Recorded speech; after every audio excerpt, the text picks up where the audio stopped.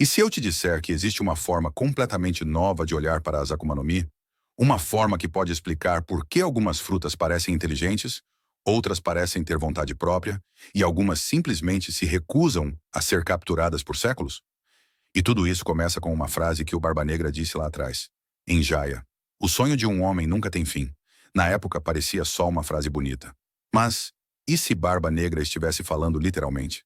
Vegapunk revelou que as Akuma no Mi são a manifestação dos desejos humanos. Sonhos tão intensos que se materializam como frutas. Ou seja, cada fruta carrega a vontade do sonhador original. E isso abre um caminho completamente novo.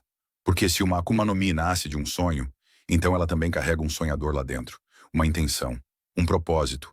E isso explicaria muita coisa que sempre parecem coincidências demais. Como a Nika no Mi, que fugiu do governo mundial por 800 anos. Ou frutas que despertam apenas em pessoas com certas personalidades. Ou até usuários que parecem ter sido escolhidos pela fruta, não o contrário. Mas existe uma pergunta que quase ninguém faz. E se um homem tiver mais de um sonho? E se uma única pessoa, em alguma era antiga, tivesse uma vontade tão absurda, tão gigantesca, que fosse capaz de dar origem a mais de uma fruta? Aí entra o nome que a maioria conhece apenas como lenda. David Jones.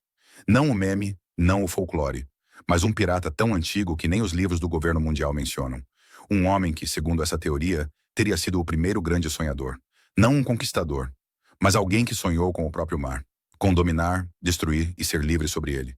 E desses três desejos primordiais viriam três frutas lendárias. Yami Yami no Mi, o sonho de controlar e absorver tudo. Gura Gura no Mi, o sonho de destruir e remodelar o mundo. A fruta de Nika, o sonho absoluto de liberdade. Perceba uma coisa, essas frutas não são apenas fortes, elas representam ideias fundamentais, ideais que literalmente moldam eras inteiras. E aí vem uma ligação que, quando você percebe, é impossível não olhar duas vezes. Rox de Shebeck caçava justamente duas dessas frutas. Por quê? Por coincidência? Ou porque ele acreditava que essas frutas tinham a mesma origem? E que juntas poderiam reativar a vontade do Criador? Pode ser exagero? Claro, mas a própria história do Teach faz a teoria ganhar força. Barba Negra serviu por décadas no navio do Barba Branca. Não por respeito, não por camaradagem, mas porque ele acreditava que ali estava a gêmea da Yami. E quando ele finalmente devorou duas frutas, algo que deveria matá-lo automaticamente, ele sobreviveu. Como isso é possível? A explicação clássica é sempre: o corpo do Teach é estranho. Mas isso nunca foi explicado de verdade. Agora, se duas frutas compartilham a mesma origem, o mesmo sonhador, o mesmo sonho, talvez elas não briguem dentro do usuário. Talvez elas entrem em ressonância. Assim como duas melodias compostas pela mesma pessoa conseguem se harmonizar, enquanto músicas feitas por autores opostos entram em conflito.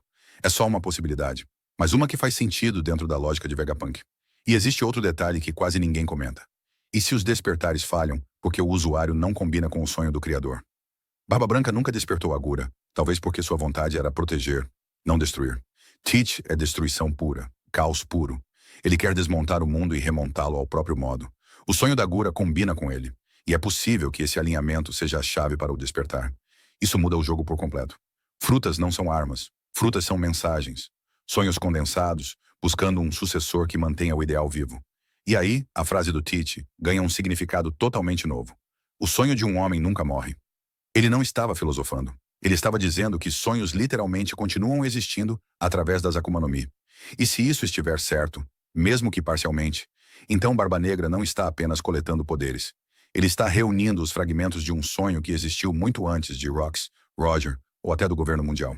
Porque talvez a vontade de David Jones não tenha desaparecido. Talvez ela só estivesse esperando um recipiente capaz de suportar tudo isso.